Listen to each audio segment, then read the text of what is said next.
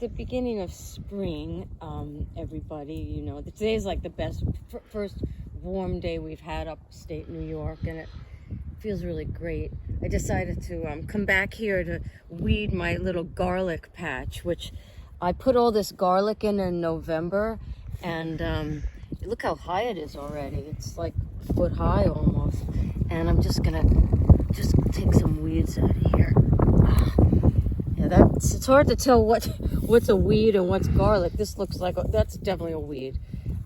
Anybody who knows me knows that this time of year is like one of my best times of year because I love looking for wild spring weeds. Not these particularly, but you know, I cook with weeds a lot, and I really get excited when they start sprouting up. I look for wild garlic. Not this. This is something special. This is Basque purple garlic that I grew here. But there's wild garlic all over the yard, and I love the dandelions, especially. And there's tons of those this type of year. I guess I'm channeling my grandmother who used to cook with dandelions a lot. She used to make a really excellent baby meatball and dandelion soup with dandelions that she gathered from the golf courses in Westchester. Everybody was very embarrassed to watch her do that. Anyways, there's lots of different types of weed. There's all sorts of garlic mustard around. There's chickweed. But the thing that I really look for this time of year is stinging nettles. Usually I can find a lot of it especially around the ponds around here or the little streams, because it loves it to be a little bit moist. And look how pretty this all is. But I didn't really find that much this year. So, I mean, I made some stinging nettle pasta and I made a pesto with it, but I couldn't find any more. So then this morning when I come out to look at my my garlic, look what we have growing right with my garlic. Ow, shit, I should have brought gloves. This is stinging nettles. This is exactly what I was looking for. I don't know why it's popped up here, and there's another one. This is my girlfriend Adrian's garden. I don't have a vegetable garden because I don't have enough of a big plot for it with a lot of sun. But she grows vegetables every year. She hasn't done any planting yet. I'm the only one who's used it. And but there's stinging nettles popping up all over everything. I think they must love. I should have brought gloves. What am I, nuts? I should have brought gloves. But I'm not quite sure why they're here, but I think it might have to do with something to do with the mulch.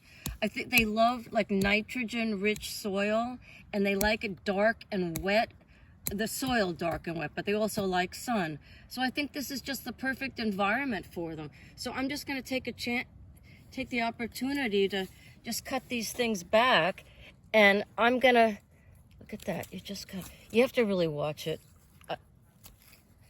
If you're very careful, it's really no big deal. Look at, see, I'll just do it this way. See, look at, this is what it looks like. It's a weed, but it's a beauty weed. And I just want to show you some more. Here's another one back here.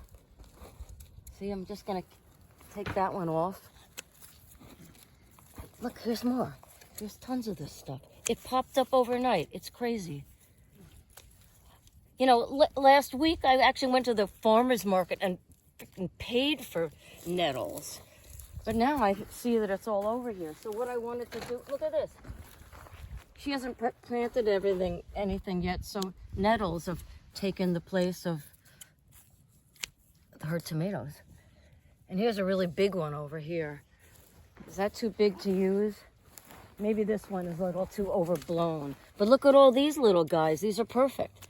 And my idea is I'm going to go home later with these, and I'm going to make some stinging nettle risotto, which is absolutely my favorite thing to make with nettles. The first time I had it was in Rome during spring, and I had it at a fancy restaurant, and I was just blown away by how delicious it was. But now I realize it's so damn easy to make in upstate New York in the beginning of the spring. See, look at this. It's just going on and on. These are stinging me a little bit, I'll tell you, but it's worth it. And I'm gonna take all these back across the street to my kitchen, and I'm gonna show you how to make stinging nettle risotto. Let's just get this last one. Look at that. Ooh, yeah, perfect. Okay, so here are the nettles we collected from my girlfriend Adrian's garden across the street, and I stupidly collected them without any gloves on, and now I've got like a sort of a thing that looks like a little bit of a boil here, but it's fine. It's no big deal.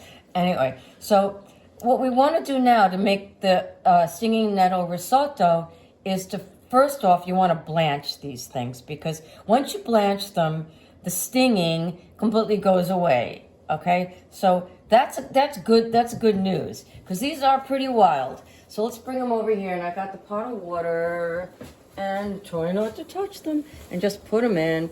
Look at that. Okay, and let me just take one of these and just tamp it down. They actually have a really nice smell. You know, they smell sort of like spinach, but with a little bit of I think I described this as like spinach with a mix of potting soil or something. And I kind of get that, but in a good way, you know. That's not derogatory. So what you want to do is blanch these just for like, you know, a minute. That'll do it. And let me put this up here. Let's get this going. I mean, not only does it get rid of the sting, but it also, as you'll see when okay, let's get this out. All right, that should do it. So I'm going to take this over here and oh, here we go. And dump them. And now what you want to do now is to stop the cooking and to set up the green color so it stays nice and bright. You just want to put some cold water on them. I mean, you could do an ice bath if you want. I mean, that's actually probably a better thing to do, so you don't waste all this water, but I didn't bother with that. But see how the color comes right up? See, this is looking good already. Yeah, okay. All right, so that's all that is. Now you want to squeeze all the water out of them, like that. See, looks like you got a little ball of non-stinging nettles now. So what you want to do now is basically just rip off the leaves and some of the you can keep some of the stem, but you want to get rid of, like, you know, this part of the stem, the tough stem. You don't want that. So I'm just gonna do that. And you know, I love working with nettles. I think the fact that they're stinging and they're sort of dangerous is kind of part of their appeal. I mean, I love the idea that they could hurt you, kind of. But they can't hurt me now because I boiled them. So, here we go. You probably don't even need all of this. I'm only making a risotto for 2 people, just to show you how to do it. Oh. Cats, stop it! The cats think that nettles are wild and crazy too, so it made them really, really excited. So now they're up there screaming. All right. So, you know what? That's probably enough for what we want right now. Okay. So we got this, and what we're gonna do with this to make the risotto is what you want. You want like a nettle puree, right? So you take all the, you know, it's very funny. Nettles, when you blanch them, they have a slightly weird dry feeling to them. It's almost like they're like, I don't know, they're just like water. Water doesn't get into them or something, which is not true, but they feel sort of strange. So anyway, so that's that. And I'll turn this off. And what I want to do is put a little olive oil in, right? And then just a little salt. You need a little salt. Salt is good. Okay, that'll do it. And then you just want to whip them. So you're making like a pesto really here, right? Okay, let's see what this looks like. See, that looks good. This is sort of what you want. So let's just leave that for now. We're going to use this. Actually, let me just show you. See, it's just a pesto. It's olive oil, pureed nettles, and a little bit of salt. And we're going to use that later. So just keep that there. Okay. Right, so now I'm going to start making the risotto. I mean, probably a lot of people, yeah, you sort of know the whole drill about making risotto. I'm using a light chicken broth that I homemade, but you can use a vegetable broth. You could use water, I guess, but I wouldn't do that. So bring your broth to a boil, heat your pan, and now what I like to do is a mix of olive oil, this is good olive oil, and a little butter, right? I mean, this is, I'm doing risotto the real old-fashioned way, you know, where you put, oh, I'll show you, where you put little amounts of broth in at a time. You know, you can, if you want, you could actually make this in an oven. I've seen, you know, ways to do it that way. You just put the rice and the broth and everything in the oven and it just cooks. But I like the romance of this, and it's also very soothing. So let that get hot. And then what I have here is just onion. This is just a Vidalia onion, right? This is like a really simple risotto. I'm not adding a lot of superfluous stuff in here. So let that go a bit. And what I want to do now is,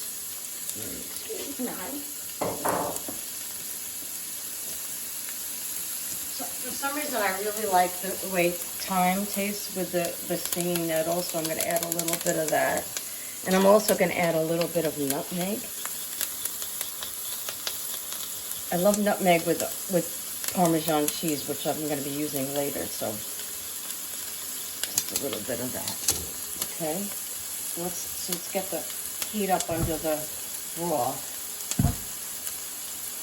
Okay, looking good. Once that starts getting a little translucent and you can really smell the onion, then what you want to do is put in your rice.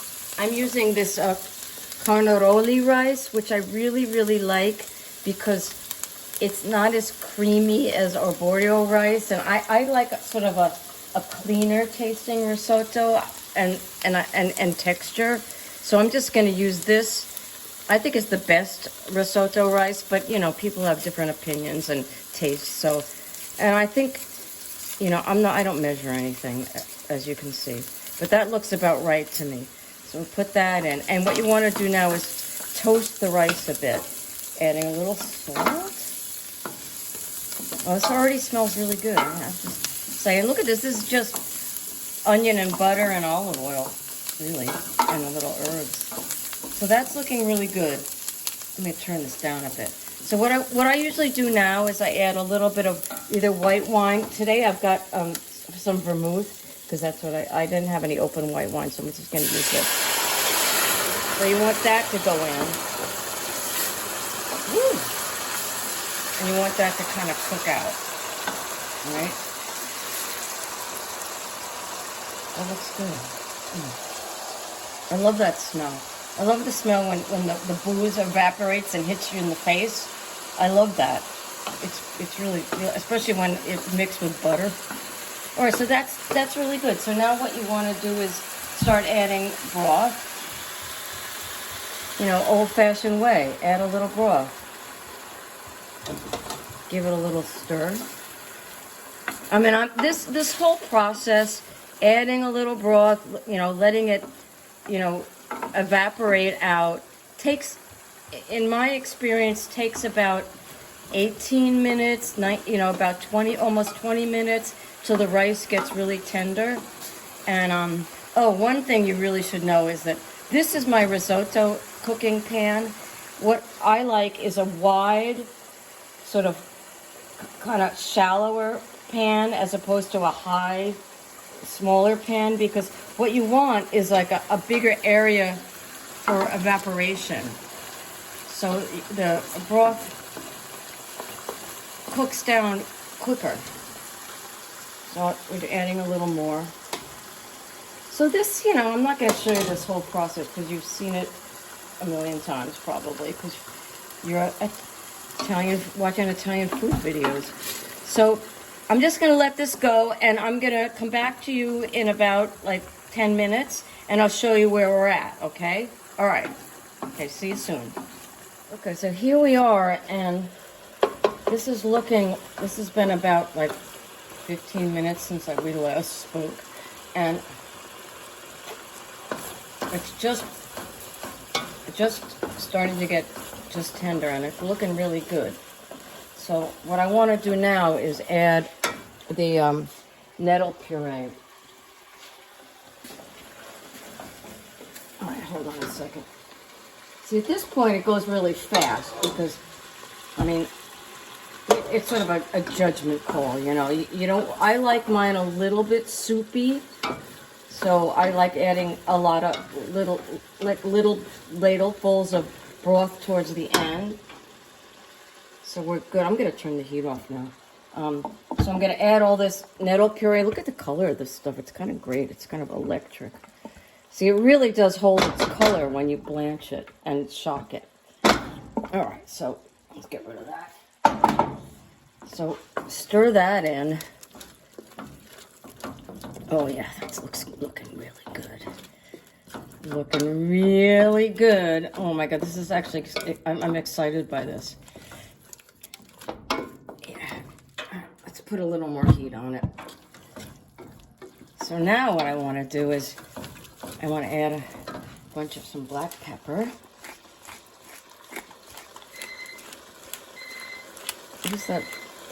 What is that noise?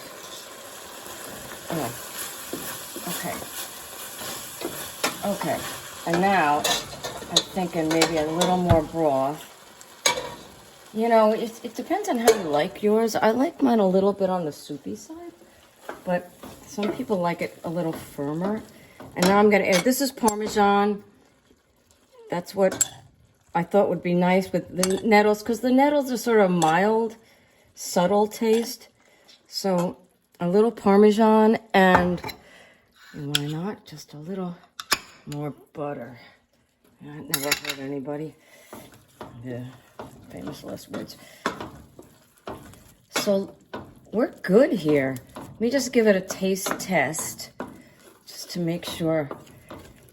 See how it's not all that creamy? It's not like gunky creamy like some risotto can get, especially when you use the arborio rice. So this is kind of clean. And I think that's really sort of fitting if you're using something like, you know, nettles, which is a very clean, wild thing. Let me just give it a little taste. That's really good. Okay, I'm gonna plate this. You know, when you bring it to the table, sometimes I like to add a little bit. It sets up as it sits. So just to make sure it stays a little bit loose, just right when you're bringing it over to the table, you know, you might want to add another little ladle of broth. Okay, so here we go. So here we go. Stinging nettle risotto. Hi, Tiny. Do you like it? This is my cat, Tiny. He loves nettles. I wouldn't let him have any because I thought it would sting him too badly. But now that it's all tamed, he said he wants some. Okay, so that's it. Here's your stinging nettle risotto. Beautiful. It tastes really like spring in Italy or spring in upstate New York. And it's gorgeous and delicious and good for you. So I hope you'll make this, and I hope you go forage for some stinging nettles. Now is the time.